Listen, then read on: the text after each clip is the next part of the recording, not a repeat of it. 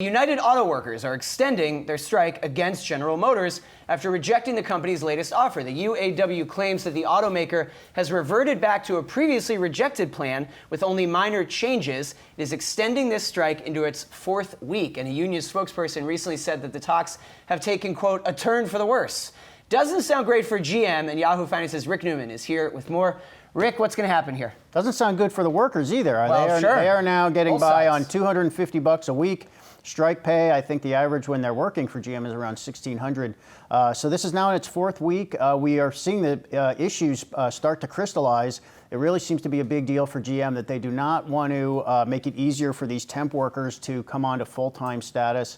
That tells me that GM is very concerned. They think that in the future, they are just simply going to need fewer workers, and they don't want to get locked into having to employ people that they don't think they're going to need in the future. And this is where it gets to electric vehicles, which are just require fewer people to put them together than gasoline-powered cars do. So GM, this tells me that GM really does see a big transformation moving into electrics and other types of technology. What's interesting is when this strike first started, we had you here on the couches, and you were saying, look, these strikes happen periodically, you know, GM is used to them, and this will get resolved. Has this now gone on longer than you expected already? Oh, yeah. Okay. Yep. I mean, I think this is the longest strike at GM in 50 years or something like that. I thought they would resolve this within a couple of weeks. I thought the way they started out, the union was in a pretty good position. I mean, GM has been really profitable.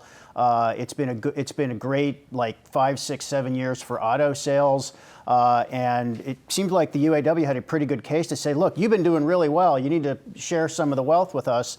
I think GM has really indicated we think this industry is going to look very different in just a couple of years. I mean, this is going to be a 4-year contract, and they don't even want to get locked into this for 4 years. So that tells me GM is probably, number one, anticipating a downturn, but again, really believes that this transformation, not just in the types of cars people drive, but in everything it takes to produce those cars all the way down to the beginning of the supply chain, is really going to change. So with all the assembly lines kind of grinded to a halt now, GM's capacity to hold out in these talks really depends on the amount of inventory that they have right now. So, I mean, how much longer can GM go in these negotiation holdouts before they really have to get to the table and try to ink a deal? Well, I think it depends not just on their inventory, but on their pain tolerance. So how much? Like something else we keep discussing, the macro story. Well, it is parallels the U.S.-China trade negotiation. Yeah. It really does. It's clear. And I think GM has indicated it is willing to put up with the pain.